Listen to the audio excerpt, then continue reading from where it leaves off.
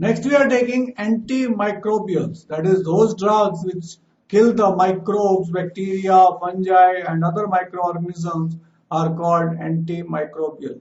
Disease in human beings and animals may be caused by a variety of microorganisms such as bacteria, virus, fungi, and other pathogens.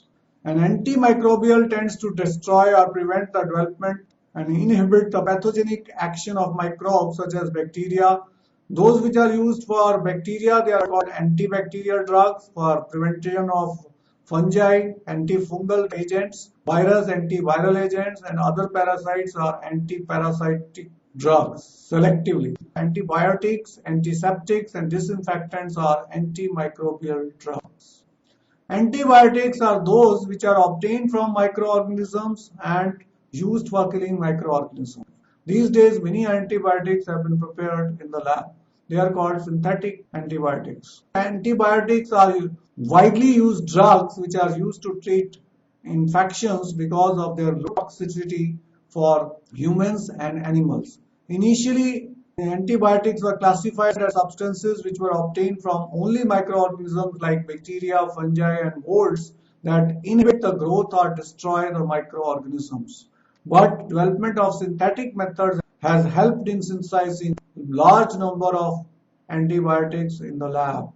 Some of them are purely synthetic and some of them are obtained from the products from the microorganisms. So purely synthetic compounds have antibacterial activity and therefore definition of antibiotic has been modified. Antibiotic now is a substance which produced wholly or partly by chemical synthesis which in low concentration inhibits the growth or destroys the microorganisms by intervening their metabolic processes. Mainly antibiotics kill the microorganisms or suppress their multiplication. Arsenophenamine, known as salvarsan, arsenic-based structures in order to produce less toxic substance for treatment of syphilis. It was first effective treatment discovered for syphilis.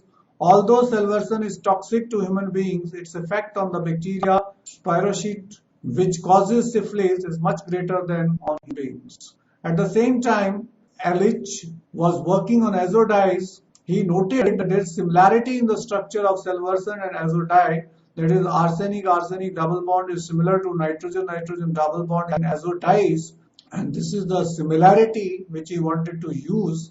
He found that tissues getting colored by dyes selectively. Therefore, he began to search for the compound which resemble in structure to azodide and selectively bind to bacteria. So in 1932, he succeeded in preparing the first effective antibacterial agent, that is Prontosil, which resembles in structure to the compound salvarsan.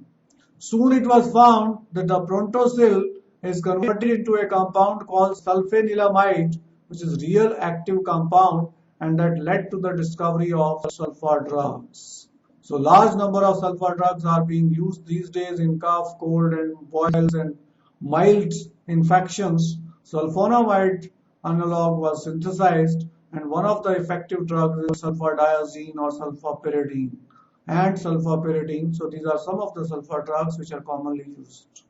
Despite the success of sulfonamides, the real revolution in antibacterial therapy began by the discovery of penicillin by Alexander Fleming, which had antibacterial properties from Penicillium fungus. Antibiotics have either cidal killing effect or static inhibitory effect on microbes. Let's take examples of two types of antibiotics. Bactericidal is penicillin, aminoglycosides, and afloxacin. Bacteriostatic are erythromycin, tetracycline, and chlorramphenicol. They suppress the growth of microorganisms and they kill microorganisms. The range of bacteria or other microorganisms that are affected by a certain antibiotic is expressed as its spectrum of action. Antibiotics which kill or inhibit wide range of gram-positive and gram-negative bacteria are said to be broad spectrum or wide spectrum antibiotics. If they kill a very short range of bacteria or a particular microorganism, they are called narrow spectrum antibiotic or limited spectrum antibiotic. Those effective mainly for gram-positive or gram-negative are called narrow-spectrum or limited-spectrum antibiotic. If effective against a single organism or disease, they are called limited-spectrum antibiotic. So narrow-spectrum and limited-spectrum are similar in their action, but limited-spectrum is only for single organisms. Penicillin G has a narrow spectrum. Ampicillin and amoxicillin are synthetic modifications of penicillins. They have broad spectrum. It is absolutely essential to test the patients for allergy of penicillin before it is administered, because it is found that some people are allergic to penicillin. So when a small dose is given and effects is tested, so if there is no adverse effect takes place, then only penicillin should be given. Chloramphenicol, which is also called chloromycin, is a broad-spectrum antibiotic. It is rapidly absorbed from the gastrointestinal tract and hence can be given orally.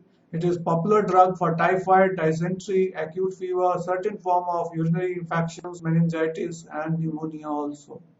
For pneumonia, penicillin is also used. Vancomycin and afloxacin are other important broad-spectrum antibiotics.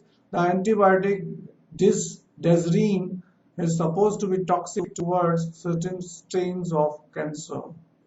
This is the general structure of penicillin. This is the structure of chloramphenicol. If you are asked broad spectrum containing nitro group, it is chloramphenicol.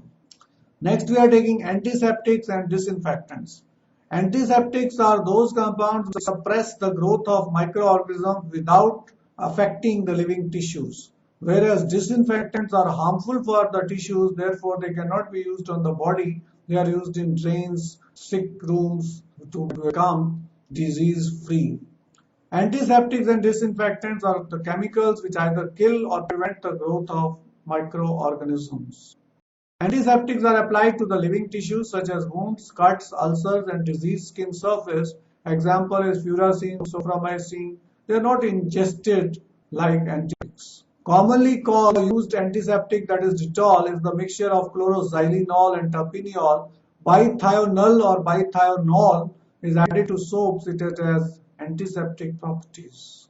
Iodine is a powerful antiseptic. Its 2 to 3% solution in alcohol water mixture is called tincture of iodine and used for wounds as an antiseptic.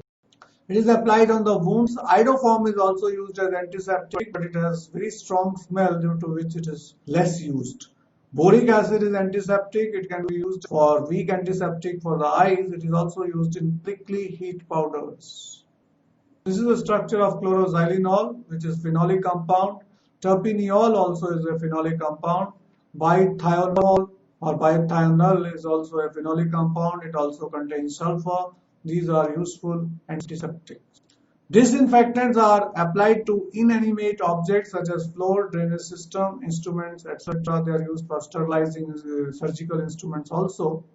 Same substance can be used as antiseptic as well as disinfectant, but the concentration should be different. For example, 0.2% solution of phenol acts as antiseptic, 1 to 2% solution is used as disinfectant. Chlorine in the low concentration, 0.2 to 0.4 ppm in aqueous solution, and sulfur dioxide in very low concentration act as disinfectants. Next class of drugs we are taking anti-fertility drugs, which can be called in simple way called birth control pills. Anti-fertility drugs are used in this direction. Birth control pills essentially contain a mixture of synthetic estrogen and progesterone derivatives, which are hormones which cause pregnancy. Both of these compounds are hormones. It is known as that progesterone suppress ovulation. Synthetic progesterone derivatives are more potent than progesterone. Norethindrone is an example of synthetic progesterone derivative most widely used as anti-fertility drugs. The estrogen derivative, which is used in combination with progesterone derivative, is ethinyl estradiol or novestrol.